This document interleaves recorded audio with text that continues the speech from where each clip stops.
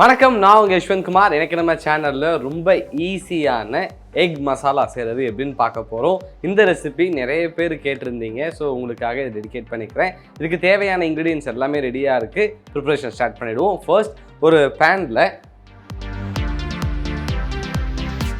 3லேருந்து 4 table spoon அளவு எண்ணெய் சேர்த்துக்கலாம். அதன் பிறகு அரை டீஸ்பூன் அளவு மஞ்சள் தூள் மற்றும் 1 டீஸ்பூன் அளவு மிளகாய் தூள் சேர்த்துக்கிறேன். இது கூடவே 5 முட்டையை பாயில் பண்ணி ஆட் பண்ணிக்கோங்க. தேவையான அளவு உப்பு சேர்த்து ஒரு முறை இதை நல்லா கிளறி விட்டுக்கலாம்.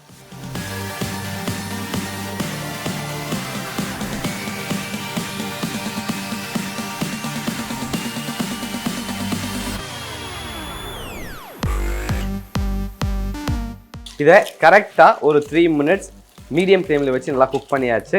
இந்த முட்டையை எடுத்து வேற ஒரு பவுலில் மாற்றிக்கலாம்.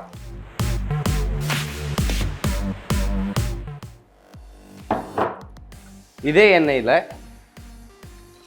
2 பிரியாணி இலை, 2 இன்ச்சுக்கு லவங்கப்பட்டை, 2 ஏலக்காய் மற்றும் 4 கிராம்பு சேர்த்து ஒரு முறை கிளறி விட்டுக்கலாம். நம்ம சேர்த்துருக்க இன்க்ரீடியன்ட் உள்ள மனம் வெளியே வரும்போது இதில் ஒரு வெங்காயத்தை பொடியாக நறுக்கி சேர்த்துக்கிறேன். அடுத்து ஒரு 2லிருந்து 3 நிமிடம் இதை நல்லா வதக்கிக்கலாம்.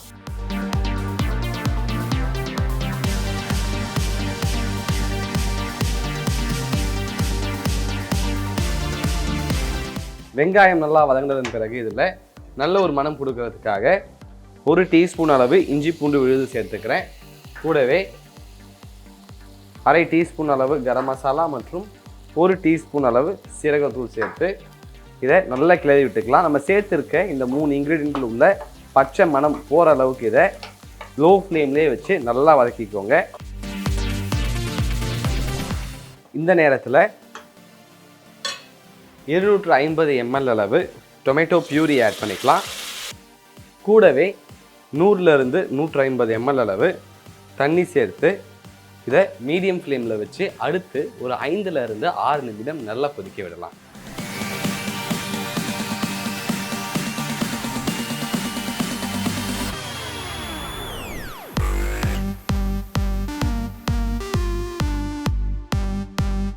நம்ம மசாலா நல்லா கொதிச்சு இதில் இருக்கக்கூடிய பச்சை மணம் முழுமையாக போயிடுச்சு. அது மட்டும் இல்லாமல் நம்ம சேர்த்துருக்க எண்ணெயும் மேலே லேசாக வர ஆரம்பிச்சிருக்கு. இந்த நேரத்தில் நம்ம ஃப்ரை பண்ணி வச்சுருந்த முட்டையை சேர்த்துக்கலாம். ஒரு முறை இந்த மசாலா முட்டையை கோட் பண்ணுற அளவுக்கு இதை மிக்ஸ் பண்ணிக்கோங்க. அதன் பிறகு இதை எடுத்து அழகாக ஒரு பவுலில் போர்ஷன் பண்ணிக்கலாம்.